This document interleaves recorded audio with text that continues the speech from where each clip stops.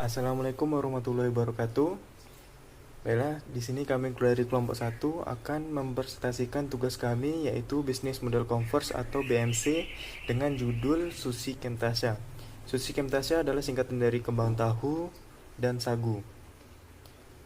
Dari kelompok 1 ini beranggotakan saya sendiri, Bagus Trianto, yang kedua Dimas Budi Pratama, yang ketiga Ridho Fahrozi, yang keempat Soleh Rahman. Sushi Camtasia. Di sini kami membuat sushi, yang mana sushi merupakan makanan khas dari Jepang, dan biasanya sushi terdiri dari nasi yang dibentuk bersama lauk, merupakan makanan laut, daging, sayur mentah atau sudah dimasak. Sedangkan kami membuat sebuah inovasi ide, di mana kami membuat makanan laut seperti udang, kemudian dicampur dengan kembang tahu, selanjutnya pengganti nasi yaitu sagu. Materi selanjutnya adalah customer segment. Bagian ini akan menjelaskan siapa pelanggan yang berpotensial dari produk Anda. Kami melihat pelanggan yang berpotensial untuk produk kami itu sendiri, yaitu yang pertama, pencinta makanan Jepang.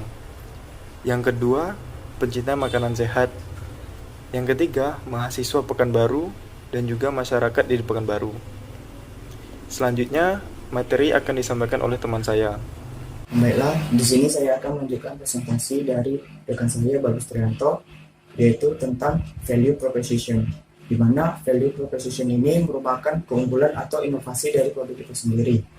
Jadi keunggulan dari produk kami ini yang pertama yaitu merupakan cemilan sehat yang bernuansa Jepang. Mengapa dikatakan cemilan yang sehat? Karena produk kami ini menggunakan bahan alami dan juga memiliki protein yang sangat tinggi. Kemudian produk kami ini juga memiliki harga yang relatif lebih murah dibandingkan dengan harga sushi yang ada pada umumnya. Kemudian yang terakhir, dengan adanya produk kami ini, kami juga ikut membantu meningkatkan kualitas cemilan khususnya di Kota Pekanbaru. Kemudian masuk ke materi selanjutnya, yaitu channel. Dalam merintis bisnis di era modern saat ini sangatlah mudah. Mengapa dikatakan mudah? Karena kita dapat mengembangkannya atau mempromosikannya melalui banyak platform media. Contohnya saja, kami menggunakan media Instagram, Facebook, WhatsApp untuk mempromosikan produk kami ini.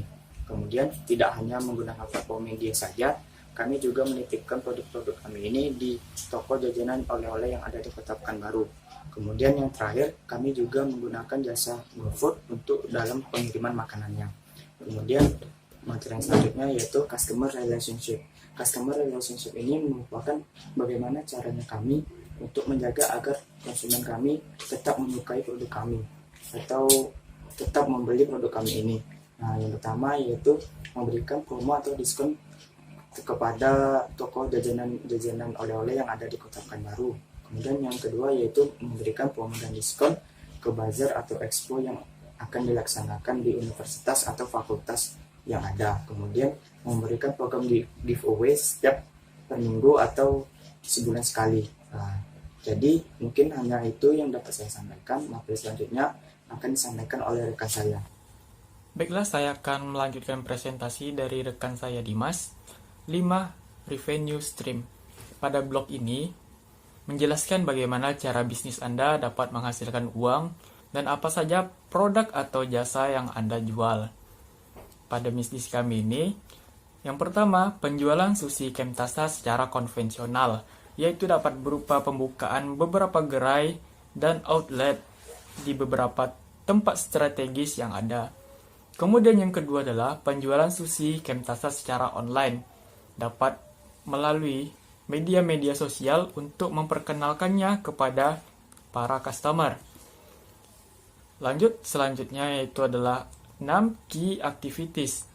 Pada blog ini menjelaskan apa kegiatan yang kami lakukan untuk menciptakan value proposition.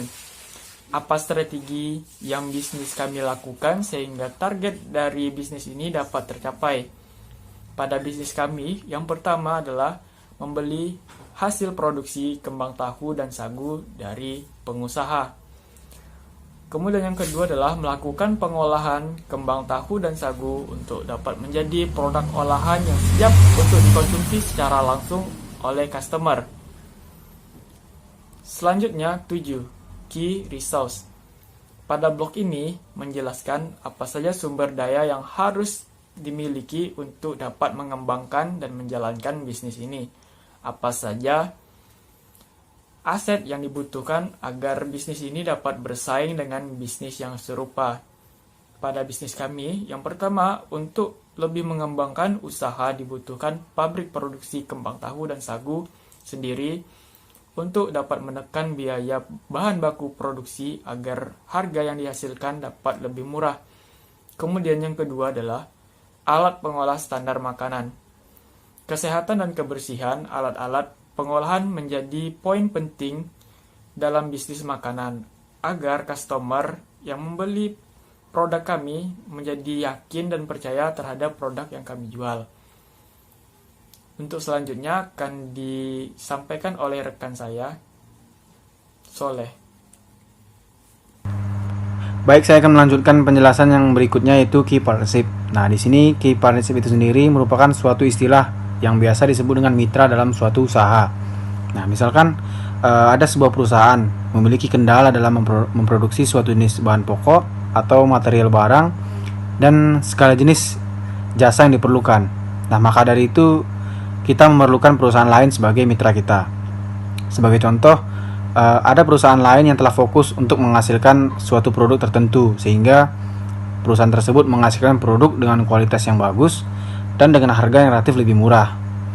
Perusahaan tersebut dapat saja menjual dengan harga yang lebih murah karena memproduksi barang tersebut secara massal dengan jumlah yang banyak. Maka dari itu kita hanya perlu membeli saja produk tersebut karena telah tersedia dan cepat didapatkan, dan juga lebih praktis dibanding dengan membuat sendiri dan mempunyai kualitas yang baik sesuai dengan kriteria yang kita inginkan. Selanjutnya, adapun manfaat yang bisa kita rasakan dengan membuat atau dengan membangun usaha dengan sistem mitra ini, diantaranya yaitu pertama, kita mendapatkan barang berkualitas dengan harga yang relatif lebih murah. Lalu yang kedua, produk kita cepat masuk ke dalam dunia pasar. Lalu yang ketiga, membagi risiko ke perusahaan lain, atau dengan kata lain, mengurangi risiko yang terjadi pada usaha yang kita buat. Nah, adapun dari usaha ini ada beberapa yang dapat mitra, diantaranya yaitu seperti pertama, pengusaha kembang tahu, di mana merupakan salah satu bahan utama dari sushi Kemtasa ini. Lalu yang kedua ada pengusaha sagu, dan yang ketiga jasa pengiriman barang. Lalu yang keempat, pemilik toko oleh-oleh. Nah, dari poin-poin tersebut kita bisa saja menambah mitra-mitra lain untuk mempermudah keberlangsungan usaha yang kita rintis. Selanjutnya ialah cost structure. Cost structure merupakan pada umumnya bagian terakhir dalam merencanakan suatu usaha yang akan dirintis. Nah, cost structure itu berisi mengenai biaya-biaya apa saja yang terbentuk ketika kita memproduksi dan memasarkan layanan dari produk kita. Atau secara pengertiannya ialah cost structure merupakan komponen-komponen biaya yang digunakan supaya organisasi atau perusahaan yang kita buat bisa berjalan sesuai dengan model bisnisnya, membuat dan meningkatkan nilai tambah, berhubungan dengan pelanggan, dan mendapatkan penghasilan, semuanya termasuk dalam komponen biaya. Beberapa komponen biaya dapat dihitung setelah kita mengetahui bagaimana key resource-nya, key activities, dan key partnership-nya. Selanjutnya mengenai karakteristik dari cost structure. Yang pertama ada biaya tetap. Biaya tetap ini berhubungan dengan biaya yang besar kecilnya tidak bergantung pada besar kecilnya produksi. Misalkan berapa pajak tanah, sewa tanah, penyusutan alat-alat yang digunakan, dan juga bunga pinjaman. Lalu yang kedua ada biaya variabel. Biaya variabel adalah biaya yang bervariasi secara proporsional dengan volume barang atau jasa yang dihasilkan. Selanjutnya poin ketiga ada skala ekonomi, dan terakhir economies of scope. Nah, dari usaha ini adapun biaya yang secara kasar dapat dipertimbangkan. Beberapa diantaranya ialah yang pertama, bagaimana biaya bahan baku yang akan diproduksi secara keseluruhan. Lalu yang kedua, bagaimana kualitas seperti dari kembang tahu dan sagu yang digunakan. Lalu yang ketiga, bagaimana mempertimbangkan alat pengolahan makanannya. Lalu yang keempat, bagaimana proses pengolahan yang akan dilaksanakan. Lalu bagaimana biaya marketing atau pemasarannya. Dan terakhir, biaya branding dan packagingnya. Nah, semuanya itu atau poin-poin tersebut harus dipertimbangkan secara terencana dan juga matang. Baik, selanjutnya ialah mengenai bisnis model kanvas. Berikut ini adalah bisnis model kanvas dari usaha yang akan kami kembangkan. Dari penjelasan-penjelasan sebelumnya, untuk key partner ada 4 poin yang akan dipertimbangkan. Yang pertama yaitu memilih mitra dari pengusaha kembang tahunya. Lalu yang kedua, memilih mitra dari pengusaha sagu. Lalu yang ketiga, mempertimbangkan bagaimana jasa pengiriman makanannya. Lalu yang keempat, mempertimbangkan toko oleh-oleh yang akan dijadikan mitra. Nah, selanjutnya mengenai key activities. Nah, di sini bagaimana membeli hasil produksi kembang tahu dan sagu dari pengusaha, lalu mengolah kembang tahu tersebut dan sagu menjadi produk olahan. Lalu yang ketiga mengenai value proposisi. Poin pertama yaitu Sushi Kemtasai ini sebagai produsen cemilan sehat bernuansa makanan Jepang berbahan dasar kembang tahu dan sagu. Lalu yang kedua, meningkatkan kualitas cemilan khususnya di Pekanbaru. Lalu mengenai customer relationships, itu poin pertama yaitu diskon dan promo ke toko oleh-oleh. Lalu yang kedua, diskon dan promo ke expo dan bazar. Lalu yang ketiga, program giveaway. Lalu ada customer segment. Nah, di sini target dari usaha ini ialah pencinta makanan Jepang, lalu pencinta makanan sehat, mahasiswa Pekanbaru dan masyarakat Pekanbaru. Lalu ada key resource, pabrik produksi kembang tahu dan sagu. Lalu yang poin kedua ada alat pengolah standar makanan. Dan selanjutnya bagaimana untuk memasarkan atau bagaimana orang tahu mengenai produk ini, yaitu pertama melalui media sosial, lalu yang kedua toko oleh-oleh dan juga jasa pengiriman makanan. Selanjutnya mengenai cost structure telah dijelaskan sebelumnya, yaitu pertama ada bahan baku, kembang tahu dan sagunya, alat pengolahan makanan, proses pengolahan, biaya marketing dan juga biaya branding dan packaging. Nah, terakhir ada revenue streams. Poin pertama yaitu penjualan produk secara konvensional dan juga penjualan produk secara online.